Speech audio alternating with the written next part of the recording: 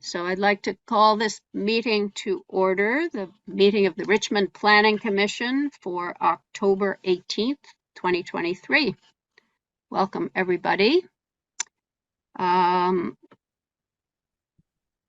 Oh, good. We have Adam here too. Hi, Adam. So we have 5 commissioners, well represented. So we're going to look first at the agenda and make any adjustments that we want to the agenda. After we look at the minutes, we're going to try to finalize and hopefully approve our package of amendments that we would like to hold a public hearing on. So that will be our main agenda item for today. Other business time allowing, we're going to just catch up on a few kind of outstanding projects that we have been following, and I felt we probably wouldn't be able to really start into the neighborhoods and the related topics tonight anyway, so we're just going to use this time to see if any members have any things that they would like to bring up or future agenda items. We'll talk about our next agenda for our November 1st meeting, and then we'll catch up on these topics. So any adjustments to the agenda anybody would like to make?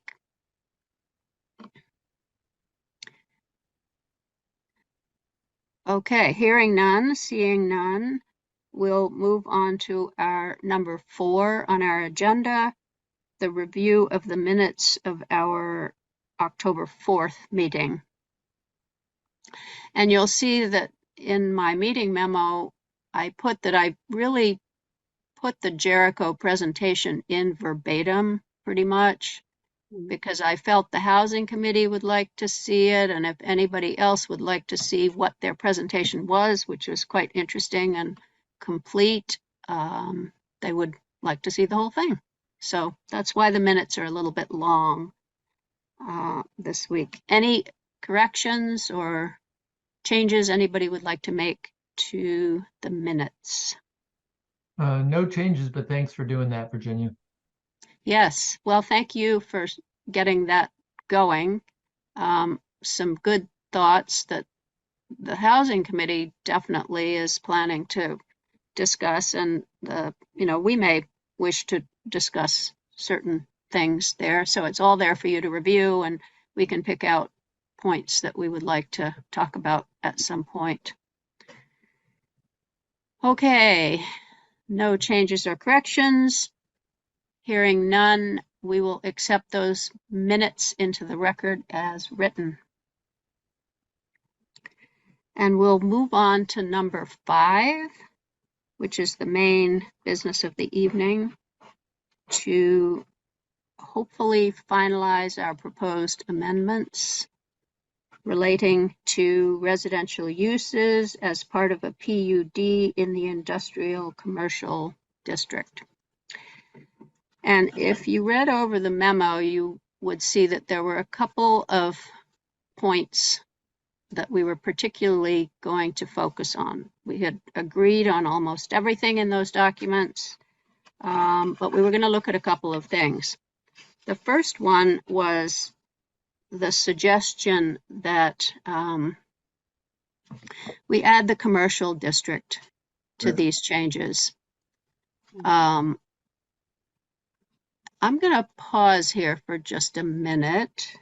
And I see that we have a guest. David Sunshine is here. And I understood from Keith that David was interested in making a comment in the public comment section on non-agenda items, which I didn't mention before because we had no guests. But David is here, so I would like to back up and put number 5 on hold for a minute.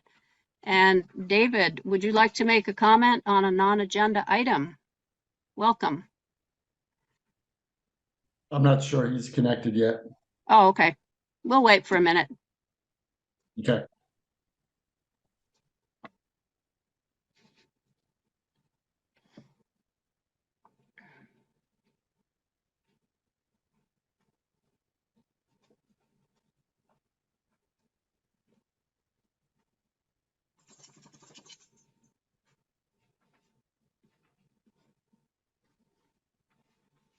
Hello, David.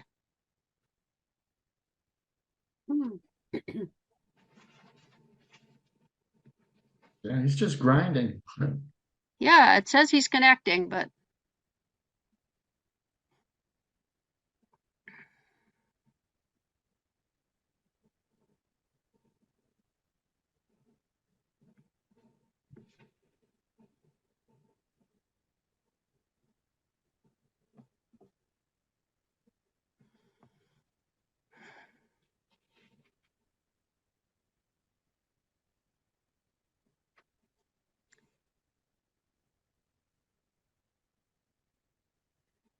okay. Well, maybe we'll continue on with number 5, but we can come back to him when he finally connects to take his comment on a non-agenda item. So one of the first points about adding commercial along with the industrial commercial to this proposal that we have made to allow residential PUDs on only residential lots in the IC. So I had initial enthusiasm for it because, as you know, I'm interested really in combining the C and the IC district. However, it brought up a number of points that I thought were really going to delay the process. One is we really haven't, our ground rules for updating the zoning were that we were only going to make changes to districts that we had done outreach to and that we had talked about and gone over with the people who are involved and who live in the district and so on. This, of course, was not true of the commercial district. We have no idea how the people who are in the commercial district would feel about the restriction of residential PUDs only to residential lots. They may or they may not be in favor of that. So we don't know the answer to that. We haven't talked to them. The other issue with adding the commercial district is that there is a couple of other places besides this IC area which are in the commercial district. One of them is the Round Church Corners complex, which is currently in the commercial district. We have been thinking of changing it to the Village Commercial District, but it is currently in the commercial district. The second one is in the VYCC area, which when we talk about the AR district, we're probably going to talk about putting that commercial district back into the AR district. It has been taken out for reasons that we would need to look at. There's also a commercial district down in Jonesville. So those three other places where there's a commercial district besides the area that's near the IC district, where the Lucky Spot is and Milton Cat, all of those areas would have to think about this question of what we're suggesting for the IC district. So to me, that seemed like it was probably beyond what we wanted to do right now. It would be as much work as merging those two districts. So I think, Mark, you were kind of the proponent of that. And, like I said, it seemed kind of like a good idea. But I think in thinking about it, it's too difficult. We haven't reached out to those people, and they're just going to have to muddle along the way they have been until we talk about their district. Yeah, Mark. I just wanted to say you brought up very good points. It seemed like an easy answer when it first came to mind as you brought forward the concept of just developing on pre-residential properties. But I totally support the delay and the follow-up with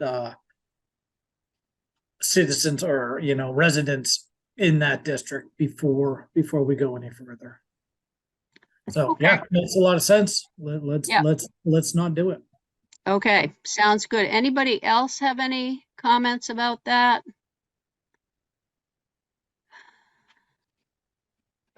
So hearing none, I think what we would like to do then is to proceed as we were originally going to proceed, only with the industrial commercial district being involved in these changes.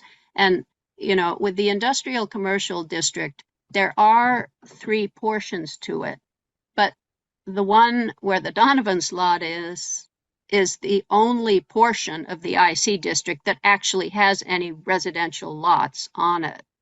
So the portion on Kenyon Road, unless you count the Conant Farm as being on that lot, because part of that IC district piece is out there, it involves the Conant Farm. I'm not sure that it's not a separate lot that's divided off from where their house is by Route 2.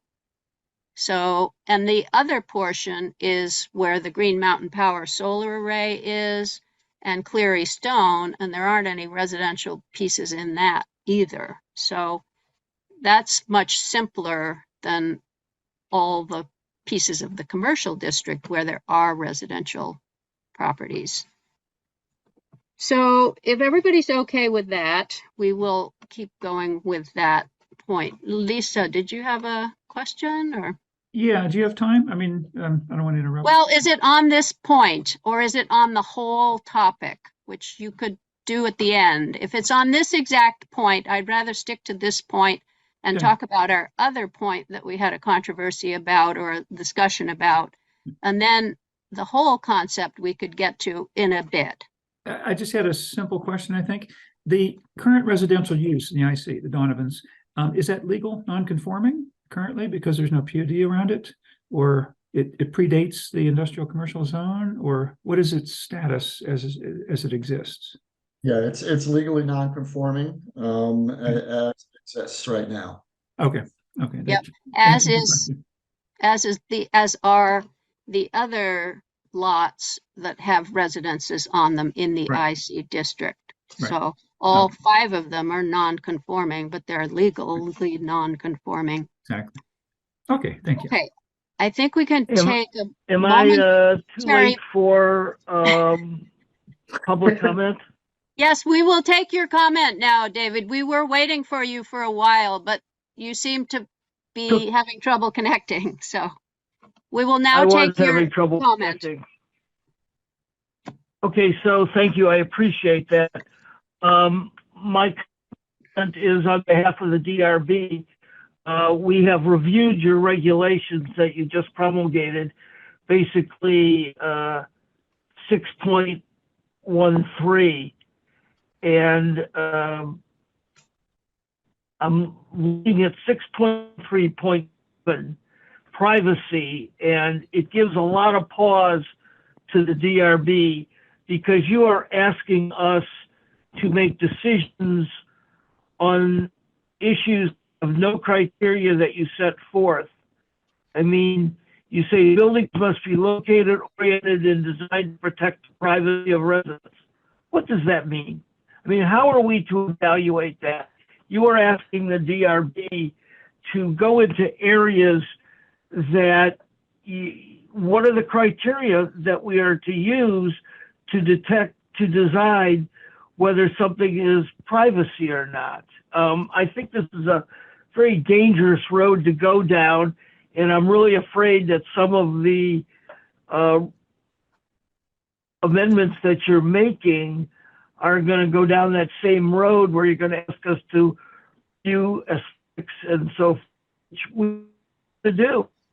You know, I think aesthetics is in the eye of the beholder, and what I think something should look like may be completely different than what the landowner feels it should look like. And it's the same with this privacy. I think that's a very difficult criteria for the DRB to make decisions on. And we would urge the Planning Commission to not go down this road. Great. Okay. Thanks, David. I would say that we're planning at our November 1st meeting to have a whole discussion about this item and a couple of other items that our zoning administrator has also requested that we take a look at. So there will be further discussion on this topic. Were there any other items in 6.13 that the DRB had questions about, or? Was it No, I primarily mean, we the were just privacy presented one? at the end of our Well, we were just presented at the end of our last DRB meeting with this amendment. I don't think anybody had seen it until Tyler pointed it out to us. And so I'm just reacting quickly to it. We really haven't discussed it, except we did hit upon 6.13.7 privacy, because it really asks us to make some decisions that there's no criteria for us to judge how we should decide. And that's a scary issue for us. And I think Yes. it opens any decisions to quite a bit of the possibility of appeal. Mhm. Mhm. Expensive out. So, we are certainly happy to send you the proposals for amendments that we have when we send it out to the select board, so that you can review it in advance. This was last summer that this was approved by the select board. So, it's not like we just put that into place, if you know what I mean. So, I anyway. do understand that, but this is the first we saw it. Uh-huh. Okay, so we will be taking that up on 11/1 at our meeting, and you're welcome to, come and participate in the discussion for sure. So thank you. Mark, you have a comment? I will do that, and I do appreciate you listening to me at this point. I know you meant a little. Yeah, no, David, thank you for bringing that up. It's been interesting. I've run into some different circumstances where there seems to be a lack of good communication pathways and established procedures for communication with all the different boards we have going now. I think we should be looking hard at making sure that, especially the DRB, who has to interpret everything that we see, just leaving it up to them individually to become aware that what we're doing and the changes we're making, we're implementing, we're moving it forward. I know it's warned, and I know that the select board then again warns it, but I would be in favor of making it a standard operating procedure that any regulations we have when we have a final draft or a very close to a final draft, that we automatically ensure that that is sent officially to the DRB for their final review and feedback before we even bring it to a hearing, ideally. If it can't because of timing and there's pressures and concerns, then that perhaps not before we warn it, but then it will certainly give them an opportunity to review it before the select board approves it. So I think that would be a great program. Yeah, I think that would be a great idea, and we would very much appreciate the ability to look at these potential changes to the zoning ordinance prior to it going to the select board. I think that would be an excellent idea. Yeah. So we're talking about some other ones tonight if you want to hang around, but we'll send them to you otherwise. We're really Okay, close. I'll Hopefully hang we'll around a see little them bit. soon. Okay. Okay, so we will go back to our discussion of our item number 5 on our agenda. The second point that we had that was outstanding, and actually we've sort of added a third point to it, but Adam and Mark, between them, developed a hypothetical situation where perhaps a residential part of a mixed use PUD was created, and then that part of the lot was subsequently subdivided to only have residences, would this now allow that lot to also be developed further with another residential PUD or a further residential PUD? A hypothetical situation, but we addressed it, and in looking at the language that we had already, I think it was already taken care of, but just to make sure, we added a sentence: in the industrial commercial district, no new lots that contain only residential uses shall be created after the date of adoption. So what we had already had in there did not have dwelling uses listed except in a residential PUD. And it did say that the only residential PUDs that could be created would be on lots already hosting residences at the date of, or prior to, I changed it to prior to make it even a little brighter, that line, prior to the date of adoption. So Keith and I felt that this took care of that hypothetical situation. So basically there was a bright line, which is the date that this is adopted, and only lots that have residences on them prior to that date are eligible to have residential PUDs. So are there any questions about that, or? Do you want me to pull that up? Sure, you could pull it up. Yep.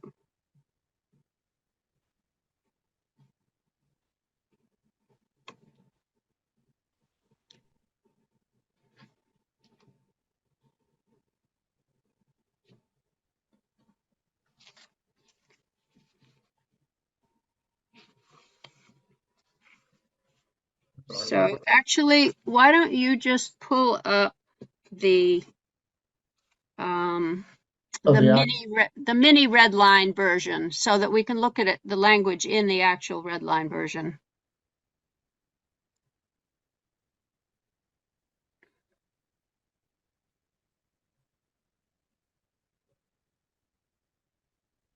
Okay, so this is our mini red line version that we had agreed on pretty much all of the things. But if you come down to 5.12.2b, we had already added that, however, in the IC district, a residential PUD shall be allowed only on parcels that are occupied and solely occupied by a residence or residences prior to the date of adoption.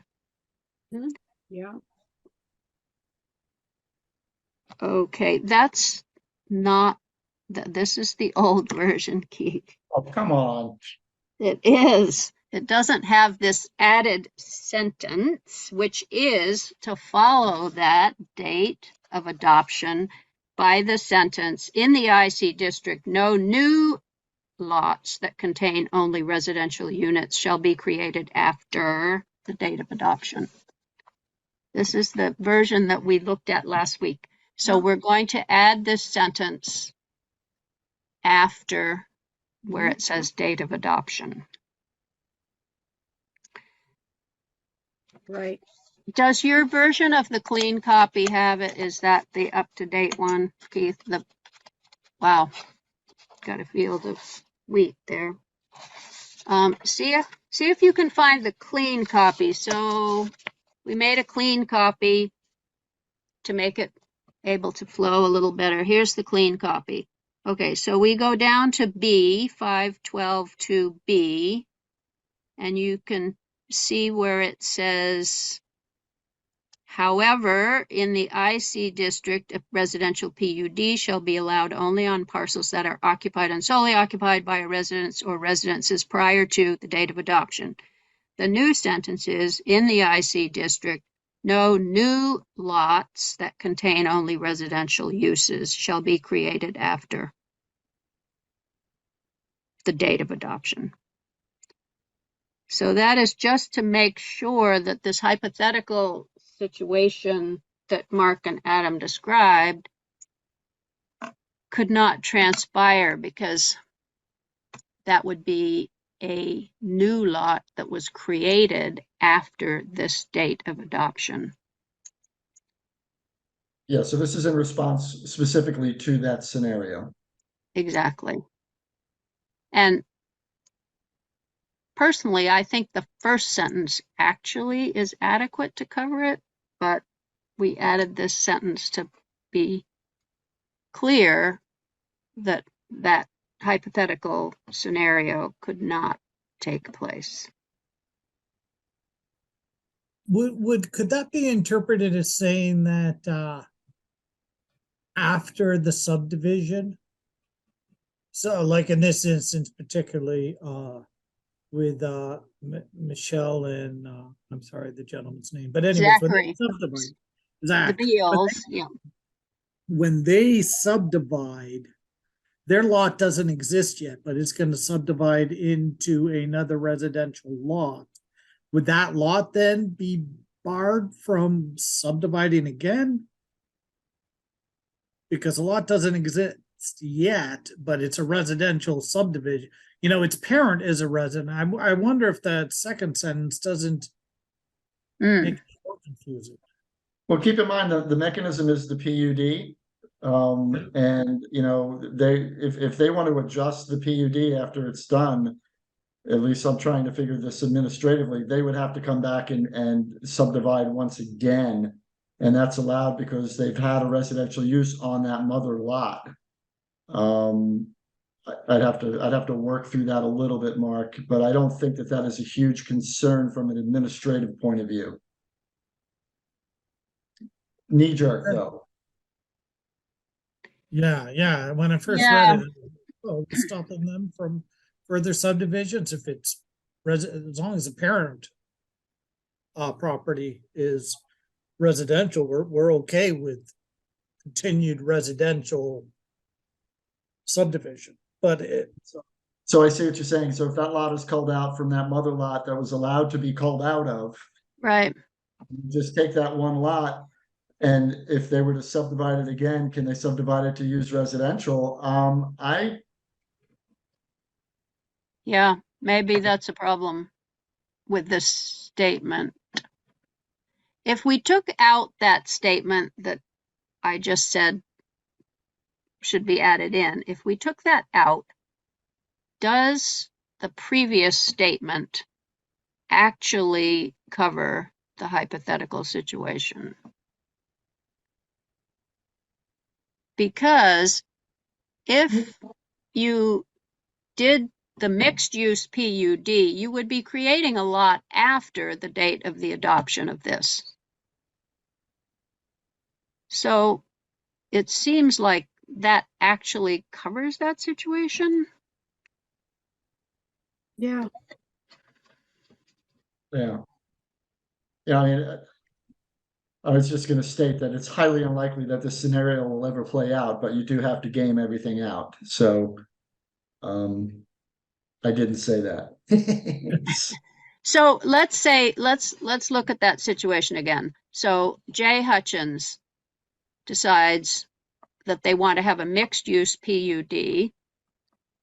50% of the building gross floor area has to be commercial, but it doesn't require that you put the residences on the second floor. They can be on the first floor. So let's say Jay Hutchins wants to put the residences over there in the left-hand corner of the lot, not next to his or on top of his other building. He can do that. Then that's a mixed-use PUD. He comes in for an amendment which wants to now subdivide off that lot with just the residences on it. I don't think you can't do that because of the residences prior to the date of adoption. I'm sorry to cut you off. Because it would have to be, so the lot which now just has residences on it couldn't put any more residences on it because it was not a lot with residences on it at the time of adoption of this ordinance. Yep. Yeah. So I think maybe we should leave it the way it was before and get rid of this statement that was trying to address that hypothetical, but unnecessarily, perhaps. Mhm. Because I think it does bring up that problem of the lots that are legally allowed to be putting more residences because they were lots with residences on them prior to the date of adoption. So, Yeah. what do you think, Keith? Is that okay? Can we strike that second sentence and go back to the way it was before? Yeah, I don't have an issue with that. I honestly don't have an issue with it either way. Yeah. Yeah, I mean, from an Okay. administrative, point of view, it works. So go ahead. Mark, what do you think? Do you want to just get rid of that second sentence as being redundant and unnecessary and possibly introducing another problem? Yeah, I would favor striking it. I mean, I see the point of what it's trying to do, but I think it could muddy the water after the subdivision has taken place. Yeah. Okay. All right. Well, let's take that away, take that out, and we'll make sure that the version which Keith put up before, which is actually now the right version, which doesn't have that line in it. I'm clear. What can I So say? he was just thinking ahead. Yeah. So those were the only two issues that we had outstanding from our last meeting. However, we did get comments back from our attorney, just brief preliminary comments, who had no issues with any of this except for, and if David is still here, he might be interested in this, except for 512.4, the master development plan item. So Dave Rue, our attorney, wanted to make sure that we were very clear that this alleged master development plan didn't vest any interests for the applicant. In other words, if the applicant put on their master development plan for the lot that they weren't proposing any development for, that they were later going to have a couple of other lots or whatever, and they showed them. Was this, in fact, if the master development plan was approved, vesting them with the rights to do that thing? And he wanted to make absolutely sure that the applicant knows right from the get-go that anything that wasn't approved as development to begin with would have to go back through the amendment of the PUD procedure, would have the conditional use review again with the public hearings and further approvals from the DRB. I mean, he added a lot of additional language just to make it clear that the applicant was going to have to come back and go through the whole procedure over again. So the question is it really necessary to have a master development plan? Does it do anything for you? It doesn't give the applicant any rights. It doesn't give, it doesn't change the fact that the applicant is going to have to come back if he's proposing anything new than what was approved on the initial PUD. So what's the point? I mean, if we just put a statement saying if the applicant wants to change what's already been approved, he has to come back and get an amendment to the PUD. Which is by law they would have to do anyway. That would be a clarifying statement here at this point. Right, it would be educational or it would be clarifying. I mean, and Tyler and maybe the DRB, let's see if David is still here, has had difficulty with this conceptual question. What is a conceptual plan, and how can you hold anyone to it?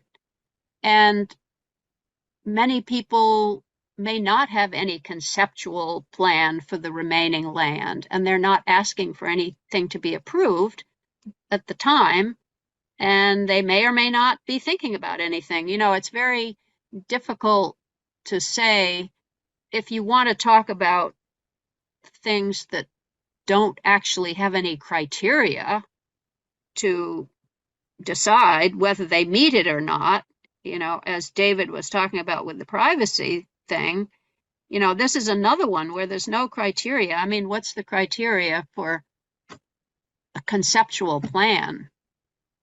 There isn't any. It could be anything or nothing.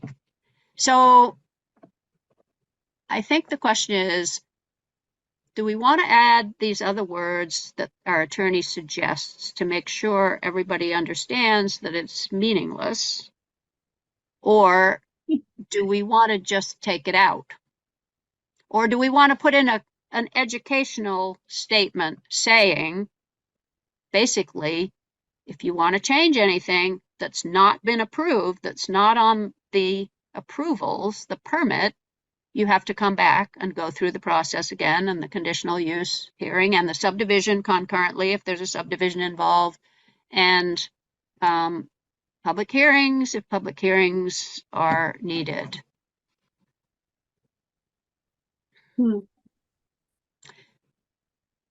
And, to me, the point of having this in here originally was to make the neighbors or whoever comfortable to think that they would have a chance to weigh in on future development on this lot. Say you have a 60-acre lot, or, let's say the Donovans. The Donovans are planning to subdivide one lot, and they're planning to get approval for this one lot for the Beals. In their mind, they have kind of thought about having other lots for their other children, but there's no plans as to where they are going to be or future roads or any of that.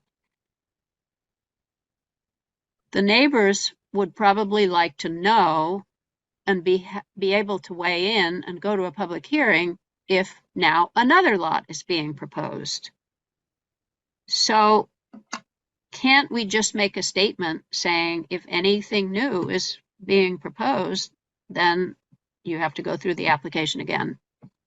Isn't that good enough to make the neighbors feel comfortable that they will have a chance to weigh in again without introducing this amorphous concept of a master development plan, which was sort of borrowed from the Act 250 language, but in Act 250, they actually have more regulations around a master development plan and more description of what it should consist of and so forth.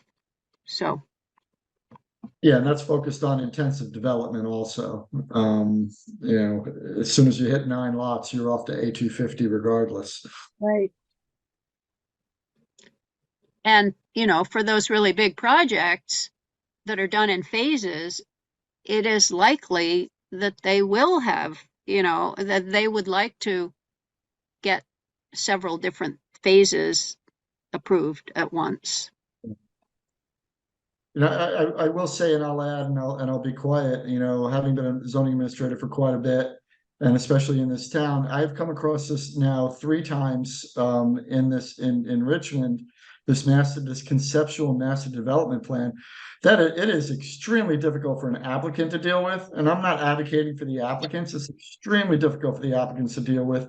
It is absolutely a non-starter with the DRB, the 3 times that we've been involved in this. Those are just facts. I think I understand why they want to see what the land capacity is in totality, and they put this and they denote that as a master development plan. But you could just do that in a table instead of forcing somebody to spend that extra money also. I mean, there is a cost issue. So I just look at it from a realistic and administrative point of view, and I do understand where the DRB comes from. So and I totally understand where Tyler comes from with this. And that's my comment on the master plan. I think it's unnecessary. And not to be, overly strong on that opinion, but it is a bear to manage. It really is. So And it's really impossible to force applicants to do something if they don't want to do it. I mean, even if they have in their mind a plan for future development, you can't force them to put it into a conceptual plan at this point if they're not going for approval. I'm not saying that, all developers would necessarily be doing that, but it seems like it's, as Keith is saying, it's sort of impossible to make it be meaningful somehow.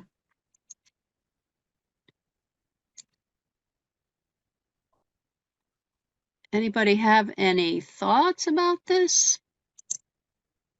I agree with you. Let's get rid of it. I agree too. I agree. Let's get rid of it. I'm the third or fourth person to agree. I guess because we're kind of expecting people to self-report what their master plan is, whether they know or don't know, want to show their cards or not. I don't really see the value in it. I think ideally it has value, but realistically, it's of minimal value and a lot of headache for both applicants and our administrators, as Keith pointed out. Chris, do you have a thought about this? Where are you, Chris? Are you here? Yeah, I've been listening along. I'm gonna. I have to say I don't have a thought of it. I defer to other members of the committee on this one. Lunch on Friday, didn't we? Okay. All right. And would we like to put in, instead of this, a short statement like, Things are kind of zooey right here. Allison, we can hear you, by the way. I can mute her. Okay. We could put in a short statement saying that, if you are going to add anything in that wasn't already approved, you have to come back and go through the process again. I wrote up something which I sent to Keith that maybe would work. Basically,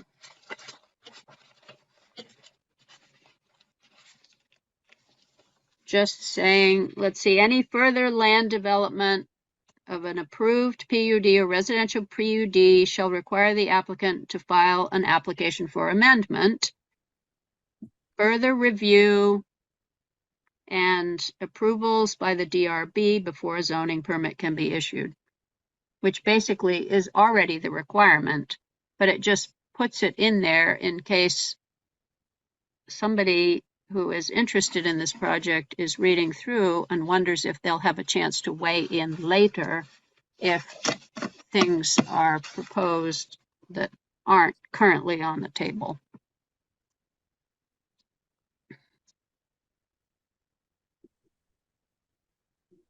So basically a clarifying statement.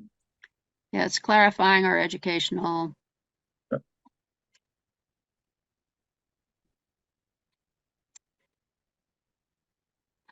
All right. So, I mean, I'm getting that that's okay, that we can put that clarifying statement in at this point. If anybody has an issue with it, please let us know. Mm-hmm. Okay, so what I would suggest that we do is we'll take Lisa's comments here about the proposed amendments that you now have a clean copy of in your packet, except we're going to get rid of that statement that was added in and go back to the way it was before. And we're going to change the master plan and get rid of it and just clarify that you have to come back if you're going to do anything different with your PUD. we have the bylaw report, the bylaw amendment report.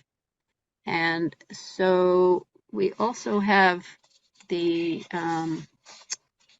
motion form that you got last time, the how to make a motion about this.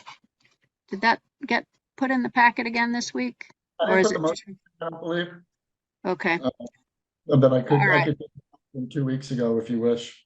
Okay, so you could bring that up in a minute. Right now, I will ask if there are any further concerns about this.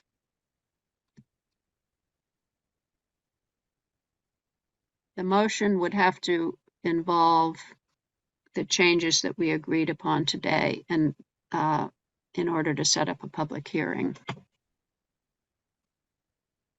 You, But I will take any general comments about this amendment packet that we're now proposing to have a public hearing on. Lisa, do you want to say something? Welcome back, by the way.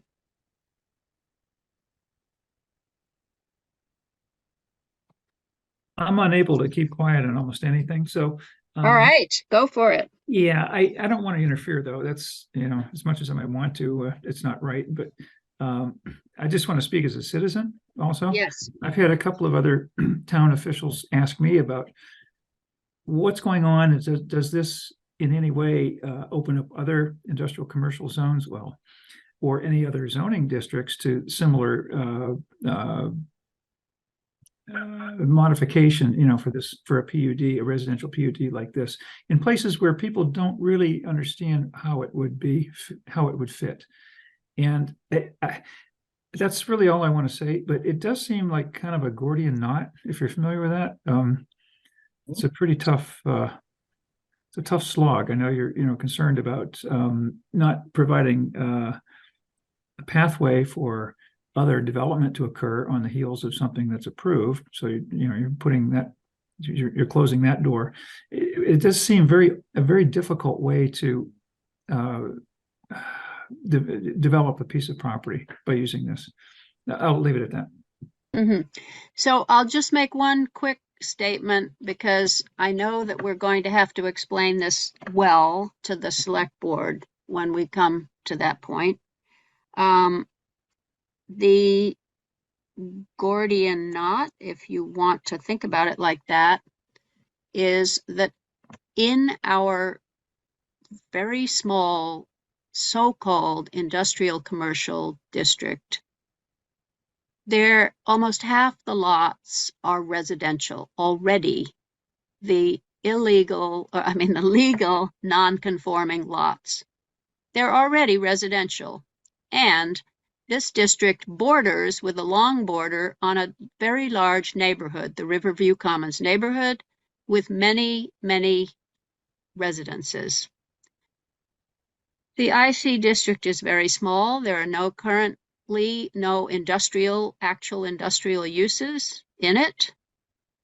And we would hope, personally, I would hope there would be no actual industrial uses introduced into this district where there are so many residences. It's going to require looking at the map and looking at the lots that are there and the extent of this district to understand how residential it is already. So the question was, should we just introduce and allow residences in this district? The feeling was we want to try to save some commercial space for commercial uses, at least commercial, if not industrial. So the strategy was to only allow residential PUDs, to only allow residences in the form of a residential PUD on lots that already have residences on them. That's half the lots in this district. And that on the other lots in this district, you could have a mixed-use PUD where you had half of the floor area as commercial and half as residential, but you couldn't have a residential only PUD. One of the complications is that it may already be allowed in the PUD section, because the PUD section currently already says you can have a residential PUD in the IC district. So the PUD section has a number of conflicting or ambiguous portions to it. One of which is that it already said you could have a residential PUD, but dwellings were not listed as an acceptable use. This is a conflict between the IC district requirements and the PUD section. So we have tried to reconcile that and to allow there to be, as is already allowed, a residential PUD, but only in the areas, in the lots that already have residences. Clear as So mud.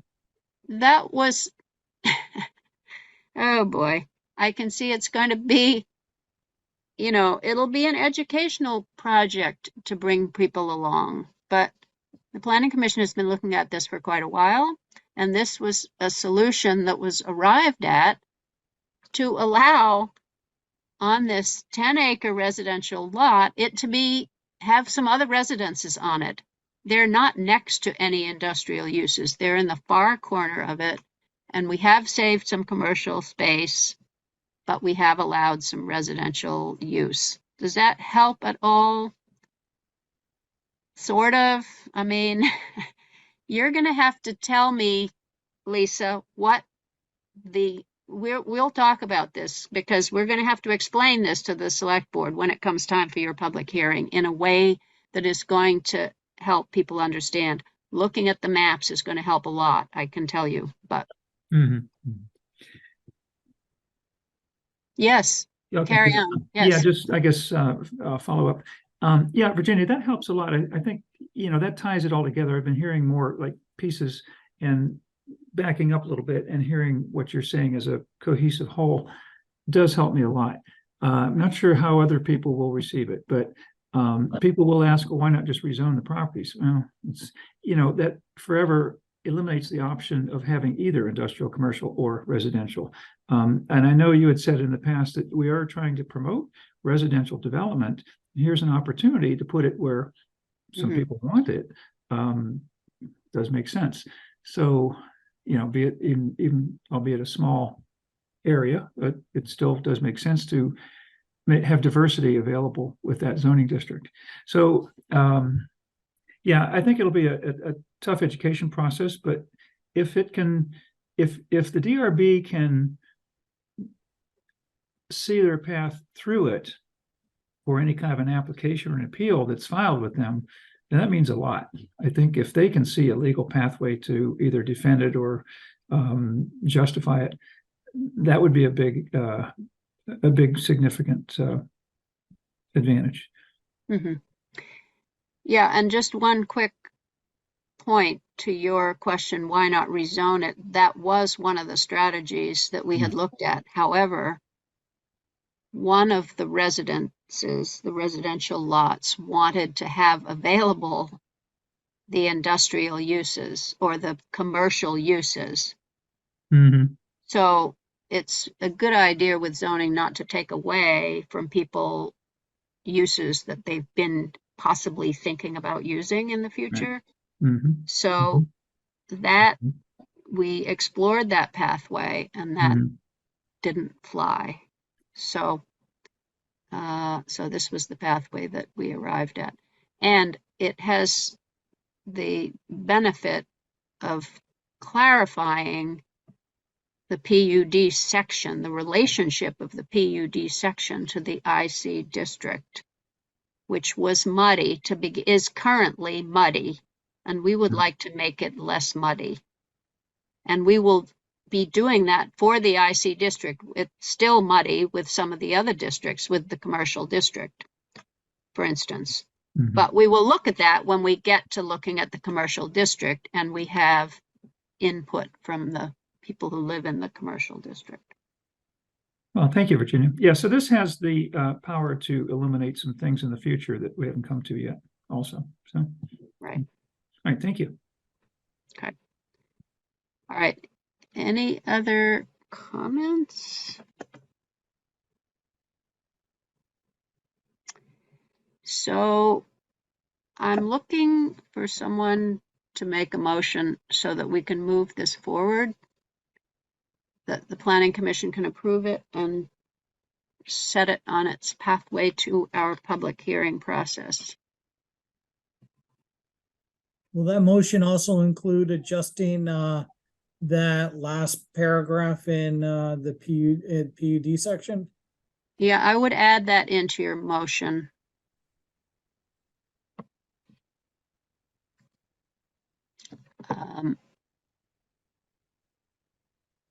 Yeah, it's still captured with the plan unit development and residential PUD in section 5.12. But if you want to be specific to the master plan, then yeah. It does say to move it along with amendments as presented. So it's technically, I think, captured. But you could be more specific if you want.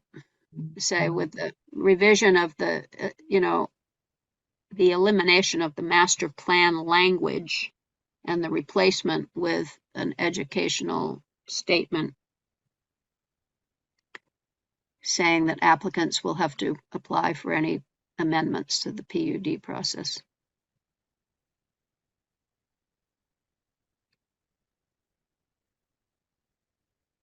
Okay, then I move that the Planning Commission move forward with the amendments as presented and the language changes as discussed this evening for the Industrial Commercial District 3.7 and Planned Unit Development PUD and Residential PUD Section 5.12. To facilitate the public hearing requirements as described in section 4384E.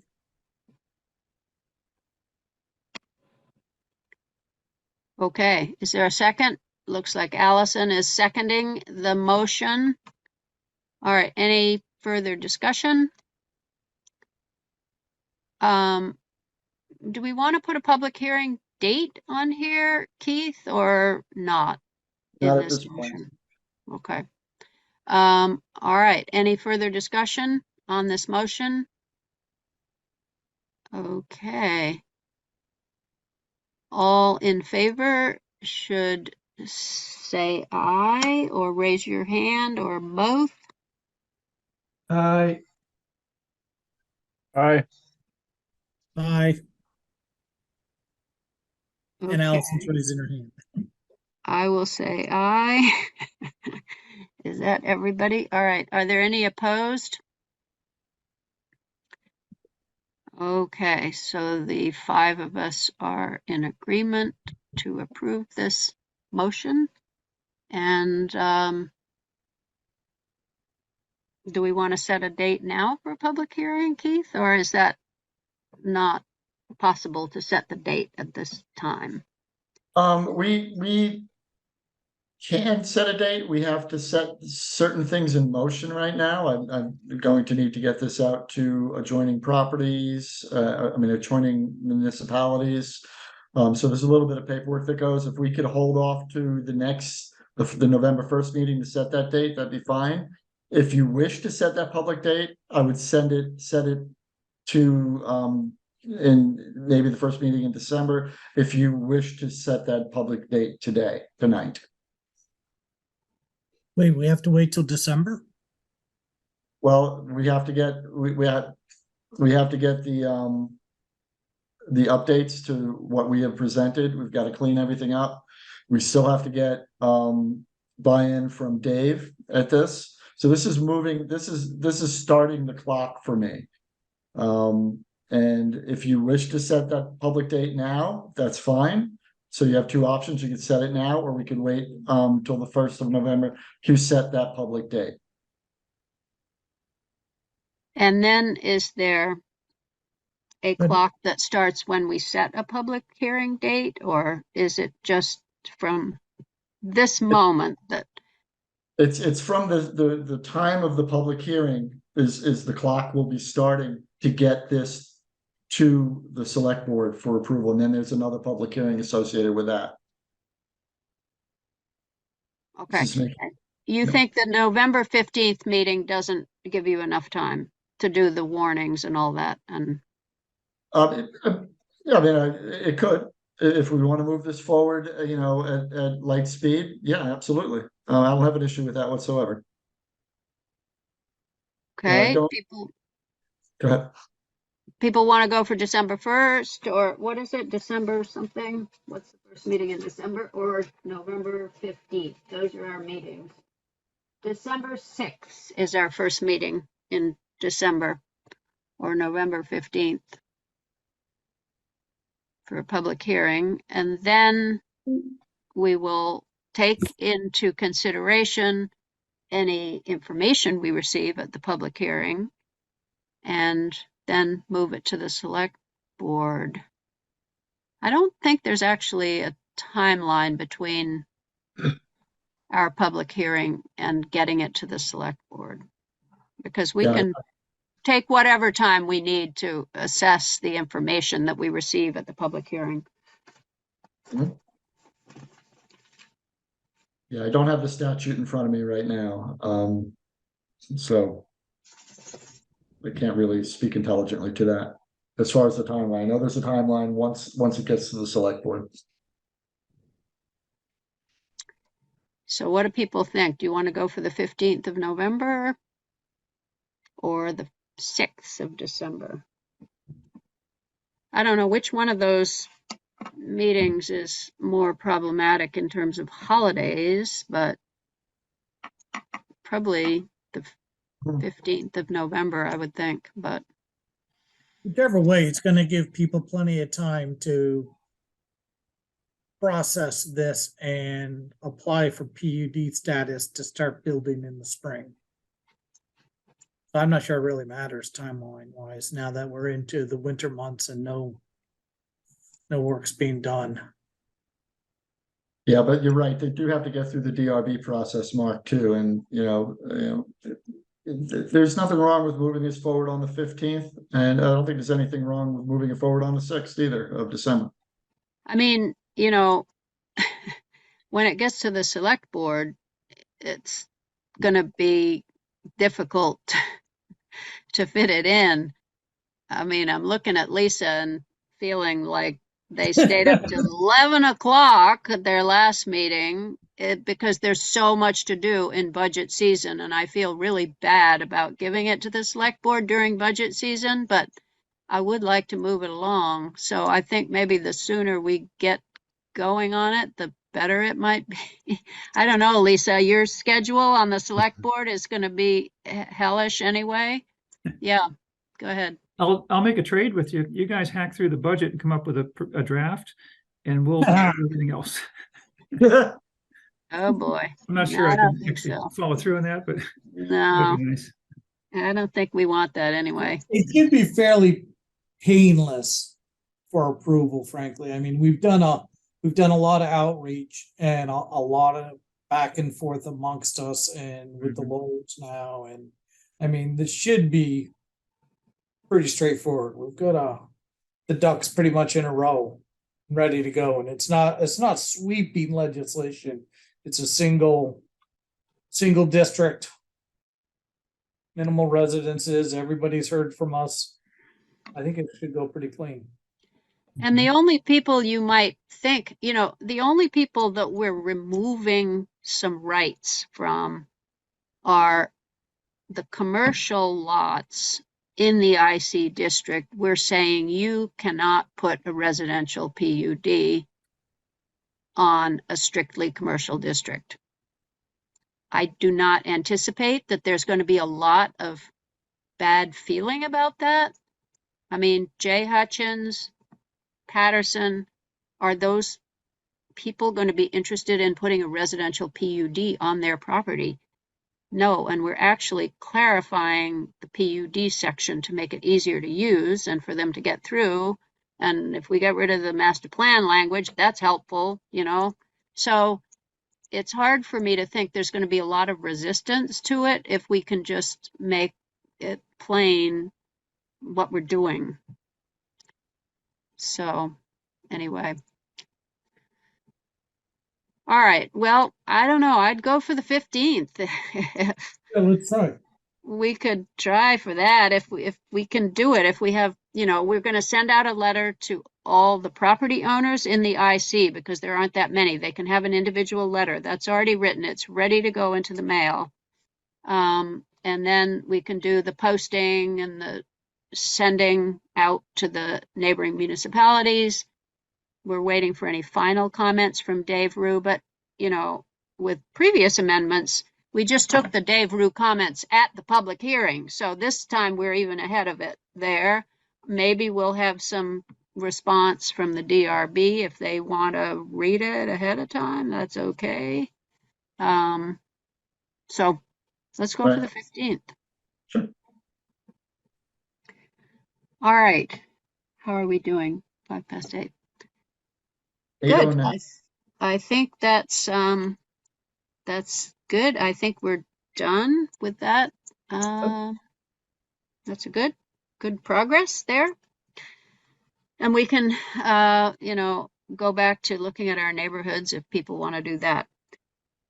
So we have a few minutes. We might even be able to wrap this up early. We're going to report on a few things that were outstanding and talk about our November 1st meeting.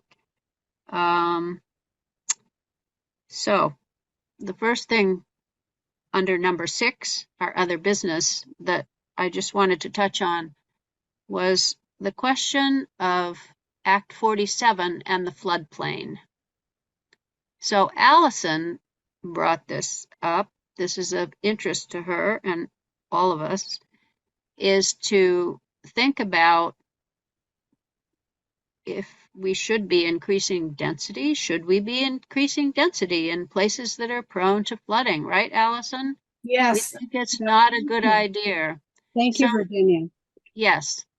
Can I interrupt for a moment? Yeah, go ahead. Well, I was thinking very seriously of coming up with a draft to present to the legislature that the portion of Act 47, which is encouraging development in the already developed, like the village areas, like what we've just been dealing with, that maybe that ought to be revised at the state level, that we're not the only town that got flooded and had trouble. I mean, Montpelier is like even much worse, but there's some other towns too. And that maybe there's an element of that Act 47 that really needs to be changed at the state level. And I had started to come up with a suggested resolution or something, some language that I wanted to present. And I got sidetracked with a few personal things that I had to do. So I haven't done it yet, but I just wanted to throw that idea out there, that it is occurring to me that all this work that we've just been doing to try to make things right, that the whole thing could just end up as not being where we really need to go. I've heard a number of people speak about how they're afraid to reopen their store. They don't know whether to clean up and start again, or have to clean up and maybe start again. There's a lot of discomfort all around the state about what has happened as a result of this flood. So I just wanted to put that idea out there, that I was thinking of coming up with something to present to people, and I just didn't get to it yet. Okay. Let us know when you have that. What I wanted to make sure that we understood right at the moment is that that Act 47 is not encouraging more residential. This is about residential development. So the businesses is a whole other question, and the downtowns, a whole other question. What we're dealing with is residential density, and there are two ways that this is addressed. One is in Act 47 itself, under the definitions section, a weird place for it, where it defines areas served by water and sewer infrastructure. Right. Now, those are the areas where the residential density is to be increased, right, to 5 units per acre. However, there is an exemption under that definition Mhm. for areas that are prone to flooding, that are defined as flood areas in a flood hazard district. Mhm. So the way they do it is they say you can call these areas not served by water and sewer, so that Act 47 doesn't apply to them. Now, to me, it's weird because they are served by water and sewer, but that's how they've exempted it. So you can look at the language Okay. All right. in Act 47, Mhm. and it's I'll give you the phrase where it is. Let's see.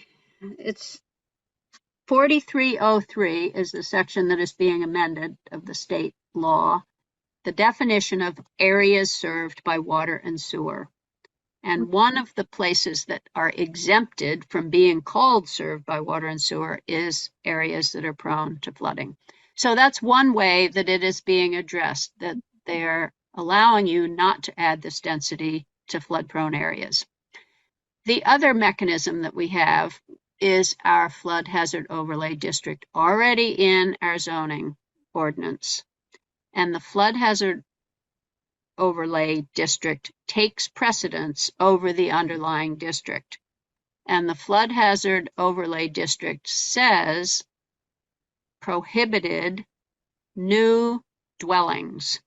You cannot build new dwellings, ADUs, single family, multifamily. It just says new dwellings are prohibited in the flood hazard overlay district. So for instance, parcels on Esplanade or Church Street that are in the flood hazard overlay district, you cannot put new residences on it. And that supersedes the underlying district where we would be saying you are required to have 5 units per acre. Flood hazard overlay takes precedence over that. You can't put new dwellings there. So you clearly can't have 5 units per acre with the smaller lot size. So those are the two ways that we have of saying we're not adding residential density to flood hazard areas. Well, that's very encouraging. Yeah. Does that apply to the areas around the Millet Street area and that whole area that we've been dealing with before? Does that apply to that? I don't think any of those areas are in the flood hazard overlay district. Millet Street is not in the flood hazard overlay district, or Tilden or Baker, those areas. But any areas that are in the flood hazard overlay district, that will apply to. If it's not in, and flooding, the future will bring all kinds of flooding. I mean, I live on a hill on Hillview, and we had flooding with the intense rain. I noticed up there. Yeah. It's not in the flood district from the rivers. So I don't know. You've got the map up here. Does this have the flood hazard overlay district? Yes. The blue stripes, I think, are the flood hazard district. These stripes here where the river is. Yeah. So, it comes up to the town center from the river. So there's a couple of houses on Lower Bridge Street that are in that district. The houses on Esplanade. Well, those are the present overlay districts. Should those districts perhaps be revised and expanded somewhat? Well, yeah, I mean, that's going to be up to the people whose job it is to look at to FEMA or those people, the people who make the maps. That's all we can do is to use the maps that they provide us. We can't say, well, probably there's going to be more in the future. That is probably not a good regulatory structure to say, what about the future? Won't there be more flooding? Maybe there'll be more flooding and then they'll have to revise the maps. So there'll be a little bit of a delay, but Yeah. at least it's something to start with. Mark, you had a comment.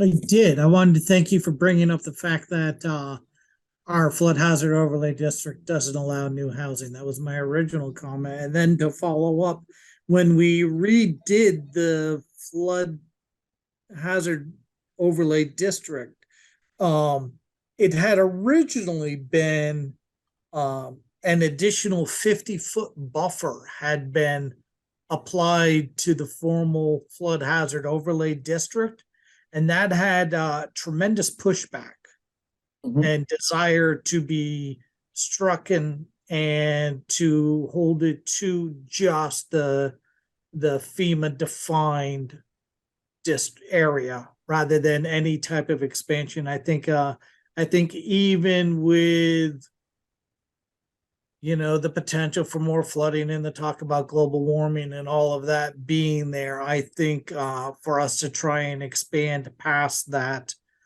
would be a hard fought battle. Mm-hmm.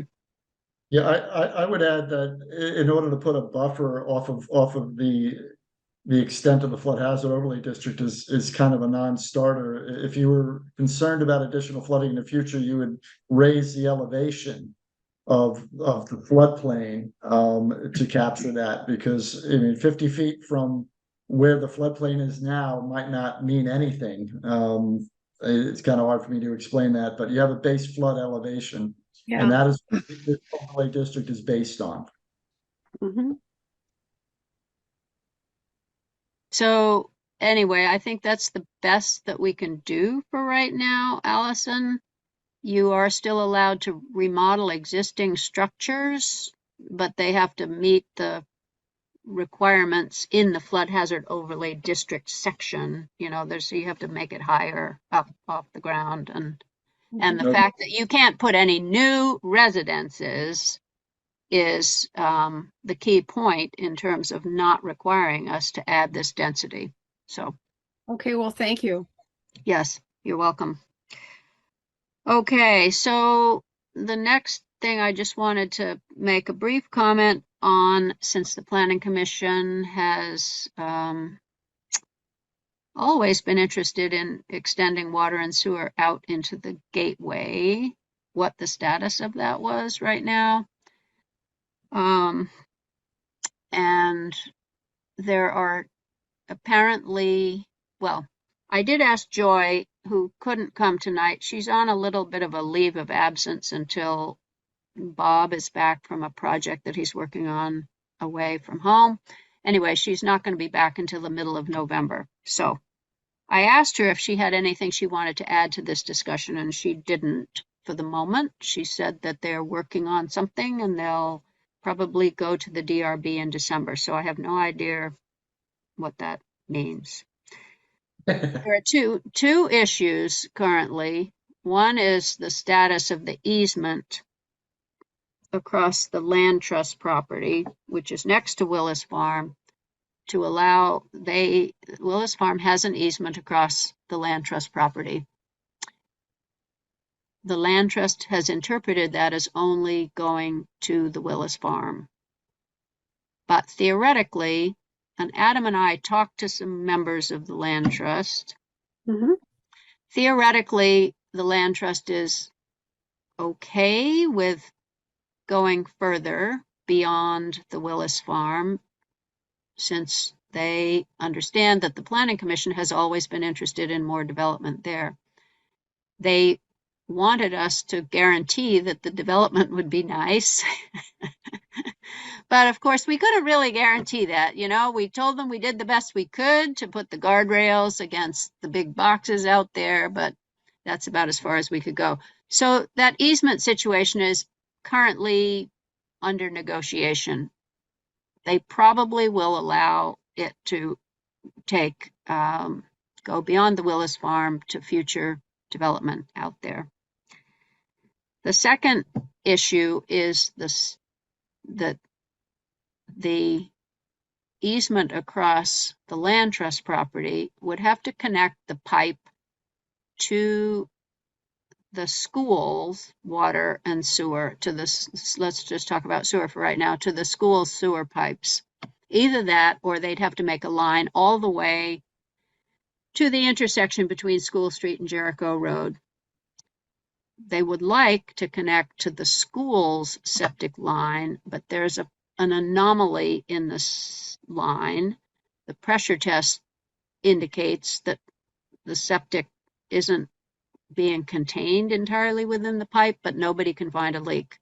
So it's complicated, and you know, the town doesn't want to take over that section of pipe unless it looks healthy. It's an old piece of pipe, a new piece of pipe so there's a whole question about that pipe itself. They want to, bring the line down from the schools to at least the Willis Farm in the first phase. So those are the two pieces that are slowing things down. Virginia, if I can interrupt for just a second. Yeah. That's a fairly serious bit of news, though. Do we know what the school district is going to do about that leaky pipe? No, and nobody's even sure that it is a leaky pipe, that there wasn't some problem with the test itself. And I talked to Josh about this. Even if there is a leaky pipe, if it's been proved that the pressure testing that was done is correct and there's an anomaly, there's no real way to force the school to do anything about it. So, and the water and sewer department doesn't want to really go after it if there's no evidence that there's an actual leak. So the question is, was the test right? Should they do the test over? Maybe they should do the test over. Who's going to pay for doing the test over? Or should they just do a new entire line up to the Jericho Road and then the schools could connect onto it? There's a grant from a Northern Borders agency for $150,000 that can be spent only if it's a town project. So the goal would be for the town to take over this line, at least as far as the Willis Farm. The town won't take it over unless the pipe is good. Mhm. The $150,000 is not available unless the town does take it over. So there's this interlocking Gordian knot, if we want to go there again, about that piece. The legal people felt that the school district, if they conveyed the pipes to the town, would probably have to have a public hearing process about it, because it's like school property and school resources that they were going to give away or sell to the town. And so there would have to be some kind of a public process about giving up the line, which introduces sort of another complication, all of these things which seem to make the process go on endlessly.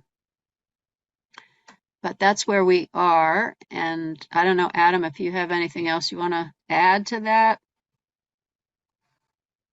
Oh, no, nothing in particular. I think that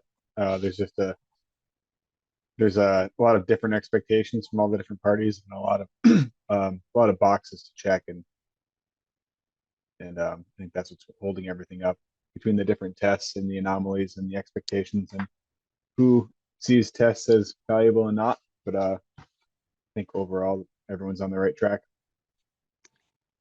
Yeah, the land trust, in the land trust discussion, it seemed like, they're just concerned about the development out there in the gateway, and they didn't want it to cross the road to the other side. There's a couple of pieces of land that are out of the floodplain on the other side of Route 2 from the gateway. One is 4.5 acres that has just been bought by somebody, and the other one is where the chiropractor's office is. The land trust was not interested in it crossing, and Adam and I said the planning commission hasn't really taken a position on that. So, we did not agree necessarily that it couldn't cross the road to those properties. So many of the players in this situation have no motivation to move forward very quickly. I think that's the most Well, accurate statement that I've Yeah, heard so far today. that Virginia. Yeah, the Reaps are the only ones who would like things to move along, and they may come in December, and who knows what maybe they don't want it anymore. Mark? Yeah, I was just thinking, that was an interesting comment that, the planning commission hasn't taken a position on the, extending septic across the road to the AR district, and, I wonder if we should. I don't know Yeah, if it's a well, topic for discussion or not, but, as our obligation to help maintain the town plan, I think, maintaining open vistas and that kind of thing was a huge component of the town plan development. And that lot, if that were built up 4.5 acres of multi-unit housing or multi-story buildings, would have a significant impact on the viewscape coming I think down. to clarify, or not to clarify, but to elaborate on a little context around Virginia saying we didn't take a position. The position of the land trust was that they were going to, when the easement was renegotiated, potentially right into the easement that water and sewer could not go through the land trust property and then be extended across the gateway. And so we kind of said we hadn't taken a position on that from the context of we're not, I think I took that to mean that we're not we're not strongly in favor of the water or the sewer going across.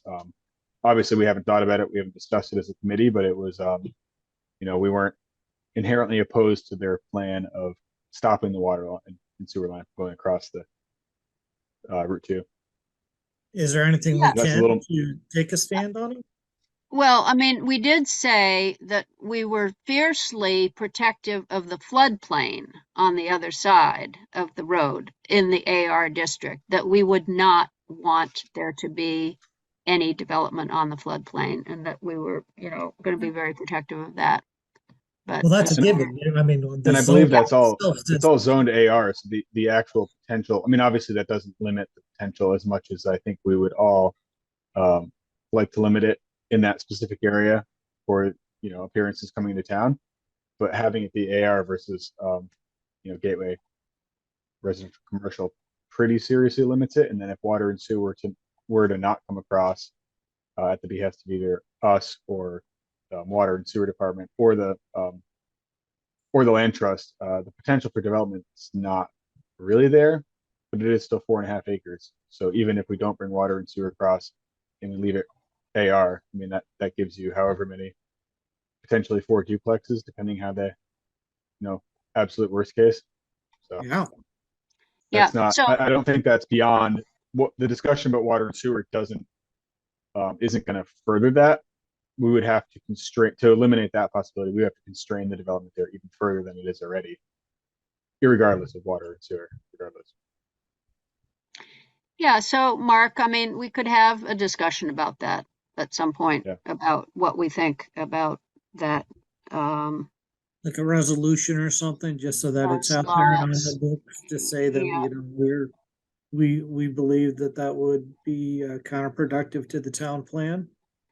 Yeah, well, we would have to have a discussion about it, I think, a full discussion about it, and we hadn't done that, so we didn't want to say that. I don't know. I mean, we'd have to talk about the town plan. We'd have to talk about the need for housing. I mean, there's a lot of things that might enter into that discussion.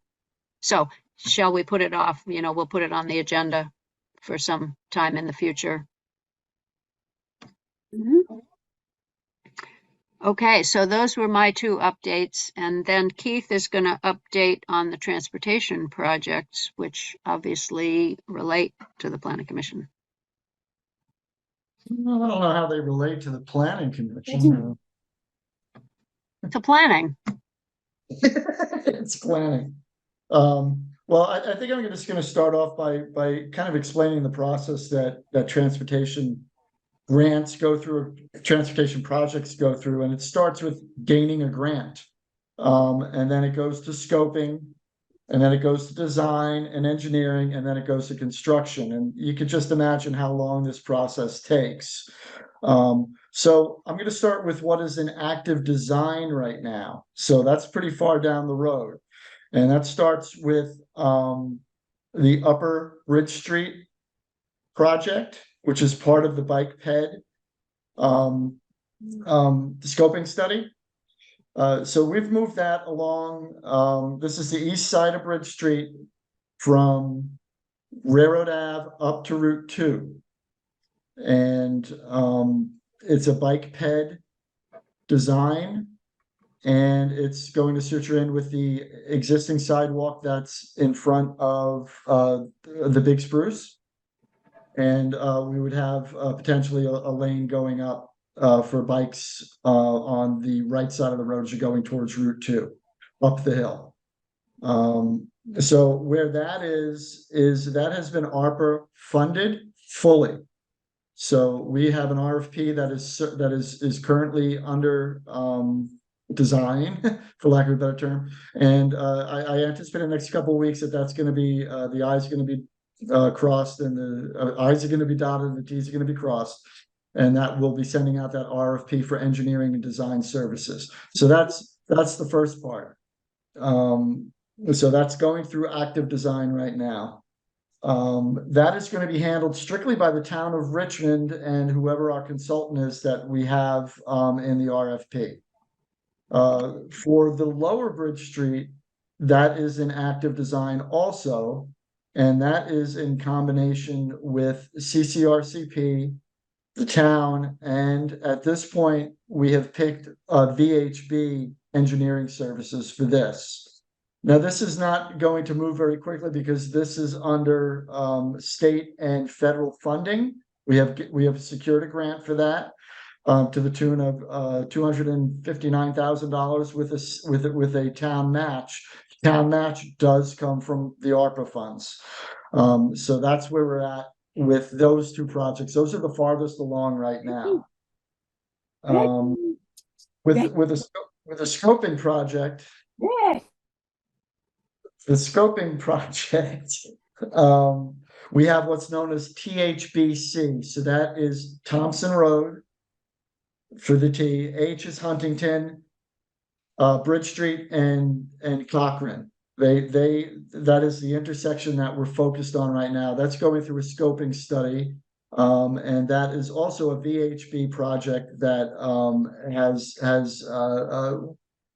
basically gone through the process of the Transportation Committee settling on two alternatives. So we all know where the THBC intersection is. That's up at Around Church. Currently there are speed bumps off of Cochrane. That's really not associated with this, but it all has to do with that traffic calming that's going on. That is actually about 80% done as far as the scoping study goes. We have two alternatives. One is a four-way stop at that intersection, and the other is to have a raised island on the Huntington Road portion to slow traffic down that are making a left onto Bridge Street. All these designs are in the scoping study that is online and on the RTC or Richmond Transportation Committee homepage. On top, so those are the basic designs. So we have the four-way stop at the THBC, and then we have the continued flow, which is the way it would go right now, with an island on Huntington Road in order to slow down traffic, making a left, and also making a right from Bridge Street onto Huntington Road.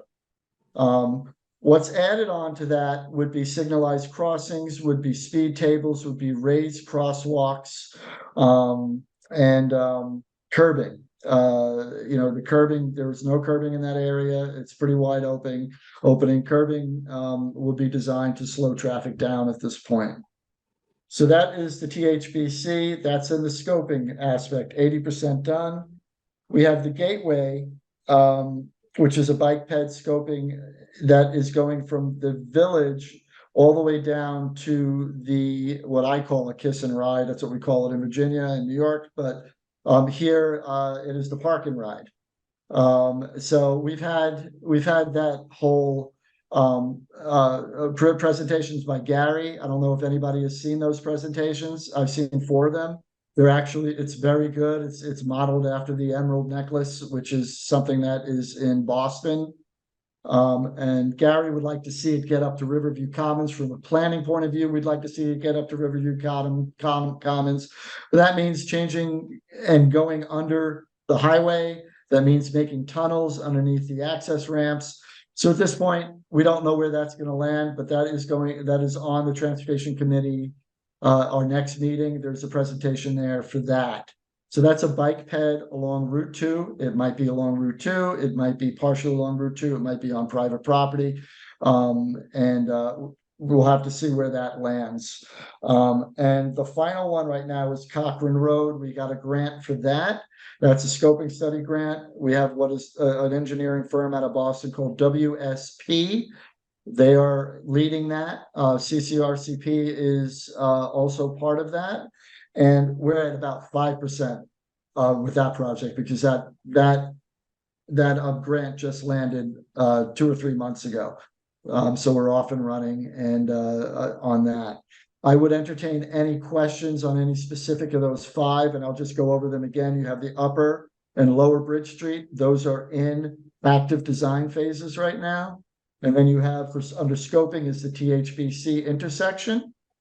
You have the Gateway bike ped, and you also have the Cochrane Road, which is the whole length of Cochrane Road to introduce some safety and speed controls to that area. So that's where I'm at. So I'm open for any questions.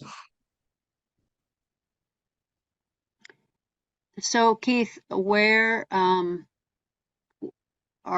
is there going to be a selection of alternatives for the Thompson Bridge, Huntington?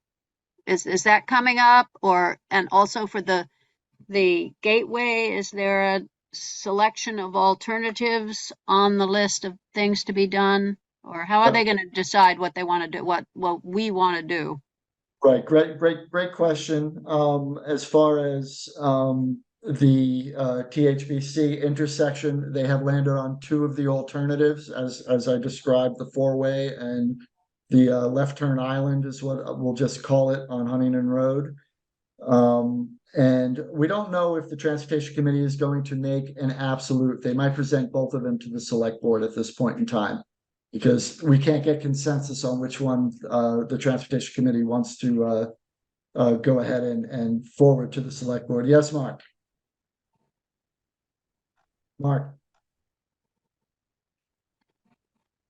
But I'll finish your other one. Sorry, my bad. Do we know when the Transportation Committee is going to be proposing to the Select Board on the TBCH intersection? Not at this point in time. It'll be coming up for discussion, not at this meeting, but in their first November meeting. Okay. I just want to highlight for the commission that the current design is to build, there is a sidewalk on the Bridge Street Huntington corner already pre-existing, but I want to highlight that the idea now is to put in the other 3 curbings, really just curbs just right on those corners with crosswalks going all 4 ways around. Yep. The sidewalks won't actually lead to anything. They'll just be there on the corners with crosswalks, which in my personal opinion don't necessarily make sense that there would be crosswalks coming from Thompson to Bridge Street and from Cochrane over to crossing Bridge Street. Those crosswalks don't seem practical to me if you think about people walking along those roads. But I wanted to highlight that for folks because I do think also the whole concept of putting lights and a sidewalk in front of the Round Church Green is less than aesthetically pleasing. Yeah, I would push back a little bit on that, just because we have discussed that, the transportation committee to adjust that. So what's located on the scoping study right now is not necessarily what the transportation committee wants. They're adding quite a few things to that, quite a few items, and there are some updates to that, Mark. And So point they're taken. not going to put the three other corners of sidewalks, Still part of the design, crosswalks? but there is talk of getting the sidewalk on from Thompson Road, leading on the southern side up to Man and Machine, up to the commercial area there. So you don't have to cross the road and then get to the sidewalk and then cross the road again to get to that commercial area. It's by no means completed. They're still going back and forth on it, and there will be on the agenda not this coming cycle, but the following in November. So we'd love to have you there, Mark. You know that. We'd love to have you stuff. No, I like it when you get the juices flowing on the board. I really do. It makes for good conversation, honestly. But Virginia, on you to the second part of your question, yes, I think there's three alternatives for the Route 2 corridor bike ped. One is a no build, and then there's two other alternatives, one that follows the road and one that follows the road and also goes up on the lands that are the private lands that are there. But I don't know how that's going to work out. I'm not privy to that. That is something Kathleen has been handling. That was already off and running before I got here. And a CCRCP is going to be making a presentation at the next meeting on that one. So we're hoping everybody can join on that because it's pretty aggressive, and it's needed because Route 2 is a nightmare for pedestrians, I think, as we all know. So that's what I have as far as an update. But So that's happening at the next transportation committee meeting also. All of these projects are going through the transportation committee.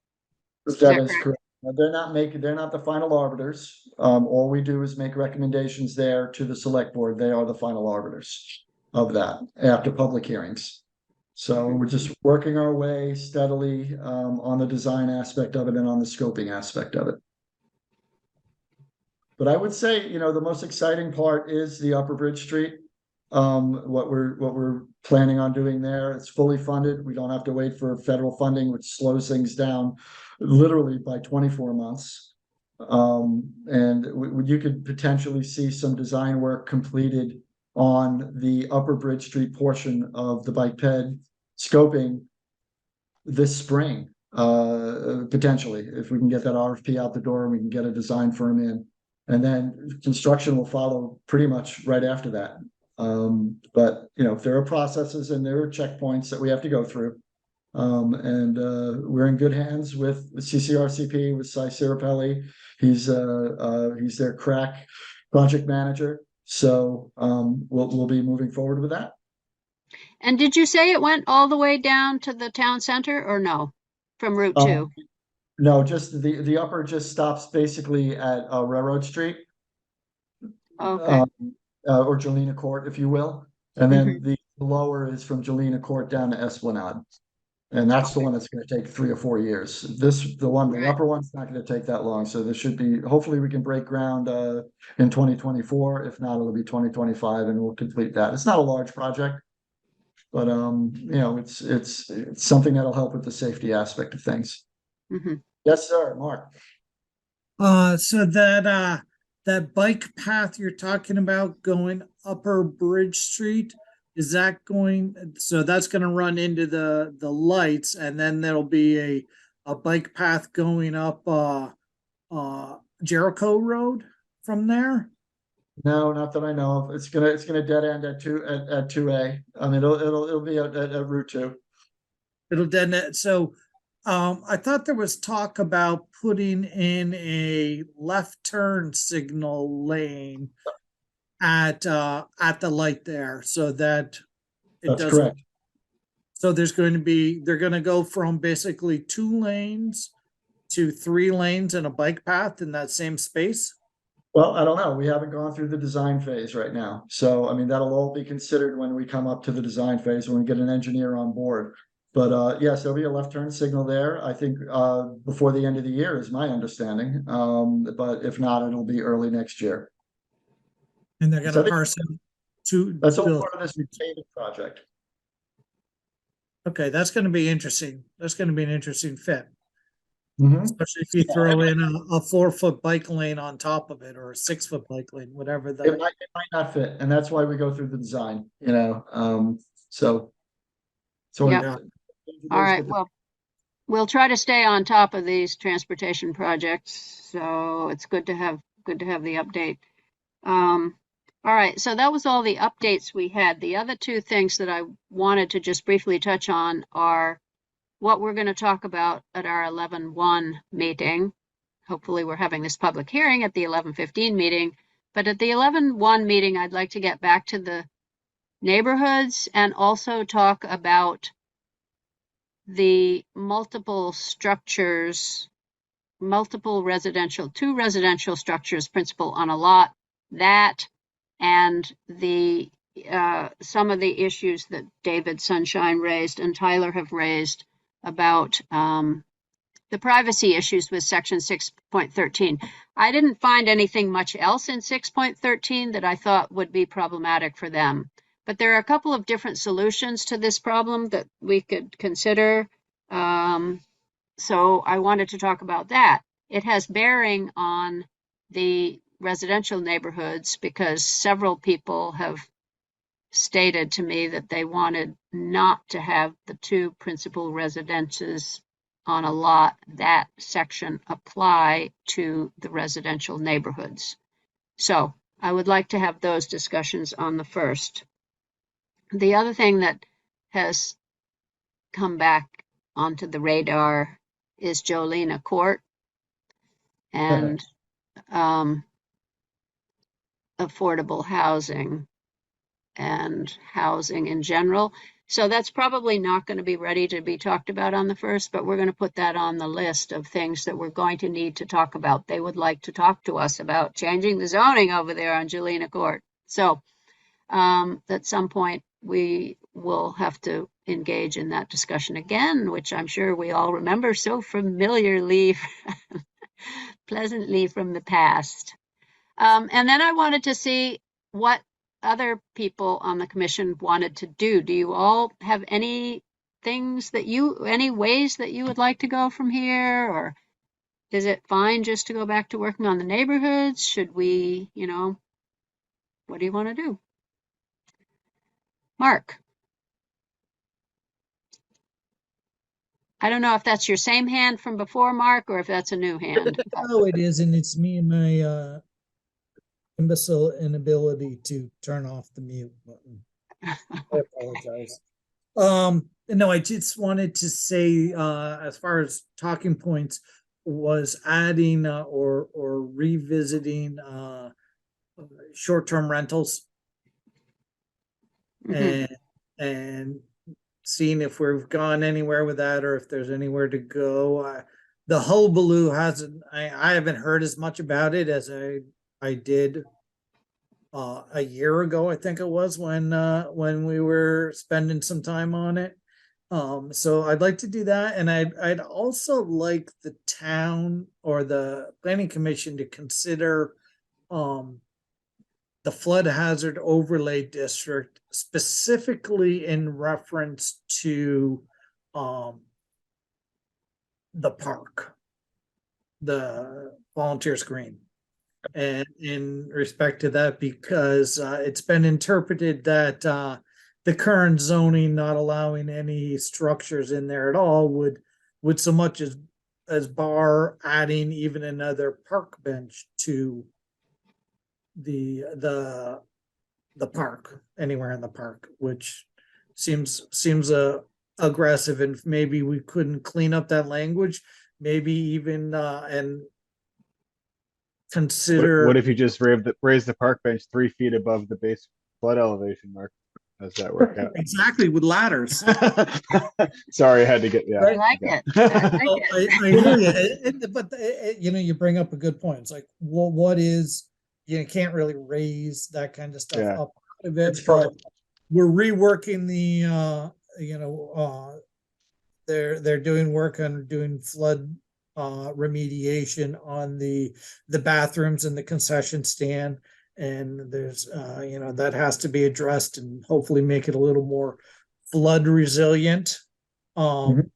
Hopefully that'll come out of the ad hoc rec committee's proposals for some of that ARPA money.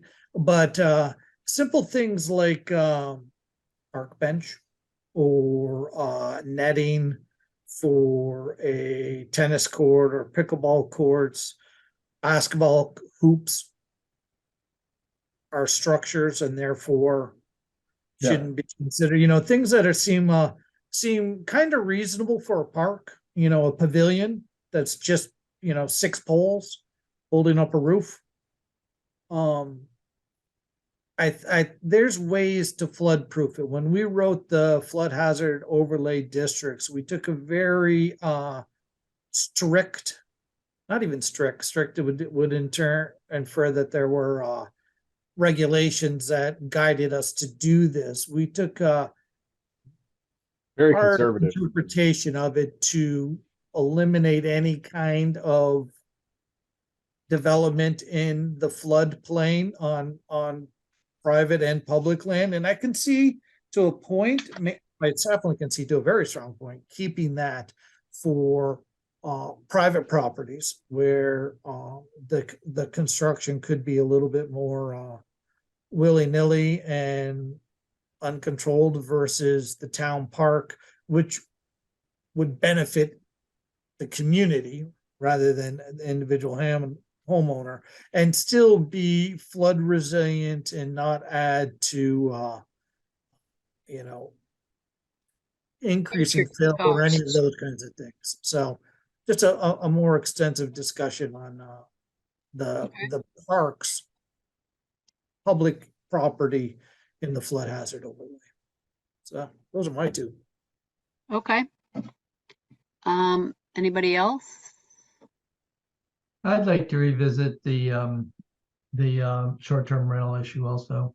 I mean, I know we're waiting, you know, to hear what happens in Burlington, but I think it would be good to dig into that a little bit more. Okay. We also have always to think about, in some point in the future, the cannabis issue, which hasn't really come up, but you know, somebody is going to want to, it's been addressed somewhat by allowing cannabis growing to actually be considered farming of some kind, which is a step in the right direction. It is farming, but that's something that we might consider. And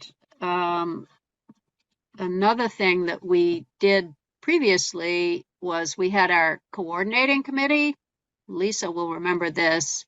And this has come up at the select board level, and Mark, with you as well, is how can we have better communication among the different committees? And it benefits the planning commission because, believe it or not, pretty soon we're going to have to start working on the town plan and its revision that's going to be due in 2026. So we're going to need to know, how are the goals going? You know, we've got the baseline because we put out the survey, we got from all the committees what they had been doing with their goals, tried to facilitate some kind of communication. We may want to think about working with the select board, who's also been tasked a little bit with coordinating amongst all our 20 committees that we have. So that's something that we could think about revising. It's sort of gone a bit dormant with all the other things that we're doing, but we did have a structure for having coordination, and it was by way of an annual or biannual, possibly biannual survey to the committees. How are you doing? What do you need? Do you need to coordinate with somebody? You know, what would you like from the select board or whatever? So I'd like to put that on the list as well at some point. All right. Anybody have anything else? Keith, you have anything that you want us to be thinking about or feel we need to be thinking about? You touched on the cannabis issue. There are the accessory on-farm businesses issue also. I don't think that's a huge thing. Either of them are really, but it's going to bite us at some point. We do need to get some language in the zoning regulations promulgated on those. I will say one quick comment on not accessory for short-term rentals, that is something that's a worthy discussion. There's no doubt about that, but you also have to think about how are you going to administer that. That's going to be one of the bigger nuts to crack. Is how do you administer that? So I would implore that if we're going to have that conversation, that you folks do some research on that. So that's my 2 cents. Okay, that sounds good. And Keith, you're going to be working on sending out all the letters and the notifications for the PUD, the residential PUD, correct? Yes. And we will send a copy to the DRB and they can read it ahead of time, even if they want. So yeah, I'm kind of going to wait on Dave a little bit before I send it. I mean, I could send it to the DRB and that's fine. We'd send it in a rough form and see if we can get some comment back. We'll get those letters out and we'll get this ship rolling. okay, sounds good. All right. All right. Any final comments? If none, I will entertain a motion from Chris. So moved. Okay. Seconded. Chris has moved to adjourn and Mark has seconded it. Fancy that. And it's 5 minutes before 9. Is there anyone who is opposed to adjourning?